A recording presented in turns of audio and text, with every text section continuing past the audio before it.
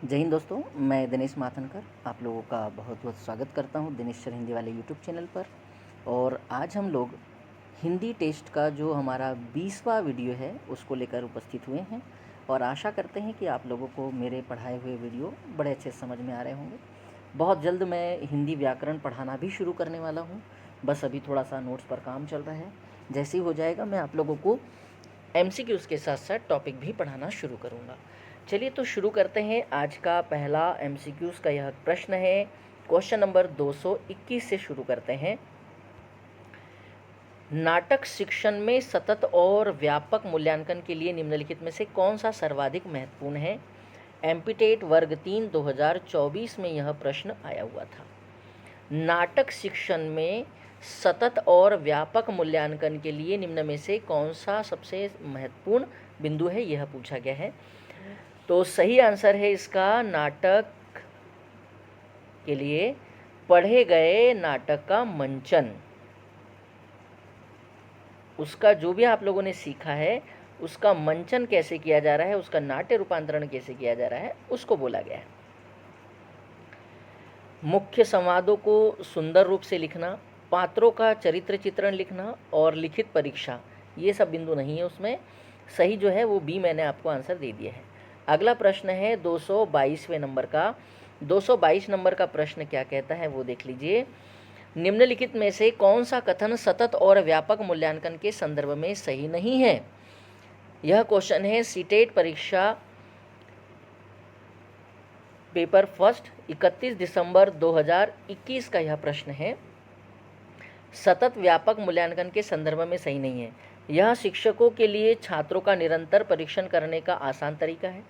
यह शिक्षण अधिगम की प्रक्रिया में नवीनतम विकास है, ऐसा तो पूरी तरह से सही नहीं है। यह छात्रों में अध्ययन के प्रति रुचि पैदा करता है। अच्छा, ये बात तो सही है, नवीनतम है, छात्रों में रुचि पैदा करता है। क्वेश्चन में ये लिखा है ना कि सही नहीं है। पारंपरिक कागज कलम परीक्षा छात्रों की सभी विशेषताओं और क्षमताओं का आकलन नहीं कर पाती थी, इसलिए सतत व्यापक मूल्यांकन या CCE को लाया गया है।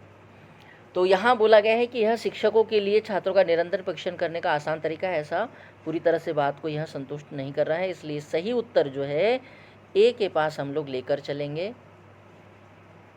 सही जो उत्तर है वो है ए नंबर का उत्तर है। अगला प्रश्न है प्रश्न नंबर 123। प्रश्न नंबर 123 कहता है कि जब एक भाषा के अंतर्गत इसके कई अलग अलग रूप विकसित हो जाते हैं तो उसे खालिस्तान कहते हैं। एमपीटेट वर्ग 3 2024 का प्रश्न है। प्रादेशिक भाषा, अपभाषा, बोली या मातृभाषा। जब एक भाषा के अंतर्गत इसके कई अलग अलग रूप विकसित होते हैं तो उसे कहते हैं बोली। क्या कहते हैं उसे? बोली कहते हैं। मतलब सही उत्तर जो है वो सी है। जब एक भाषा के अंतर्गत इसके कई अलग अलग रूप विकसित हो जाते हैं तो उसे बोली कह देते हैं। क्या कहते हैं उसे? बोली कहते हैं। अगला प्रश्न है प्रश्न नंबर 224। मैकडूगल के अनुसार मूल प्रवृत्तियों और संवेगों की संख्या कितनी है? एमपीटेट वर्ग 3 2024 का यह प्रश्न है। तो मैकडूगल के अनुसार मूल प्रवृत्तियों और संवेगों की संख्या जो है वो 14 है। तो सही आंसर क्या हो जाएगा? 14। क्या हो जाएगा? 14 हो जाएगा। अगले प्रश्न की बात करते हैं। प्रश्न नंबर 225। मैकडूगल के अनुसार प्रत्येक मूल प्रवृत्ति से संबद्ध होता है। मैकडूगल के अनुसार प्रत्येक मूल प्रवृत्ति से संबद्ध होता है। यूपी टेट 2017 का प्रश्न है। 225 नंबर का क्वेश्चन है, इसका सही आंसर हो जाएगा संवेग। मैकडूगल के अनुसार प्रत्येक मूल प्रवृत्ति से संबद्ध होता है कौन? संवेग। मूल प्रवृत्ति लिखा है मतलब संवेग उससे जुड़े होते हैं। अगले प्रश्न की तरफ बढ़ते हैं। अगला प्रश्न देखिए आपके पास। अगला प्रश्न है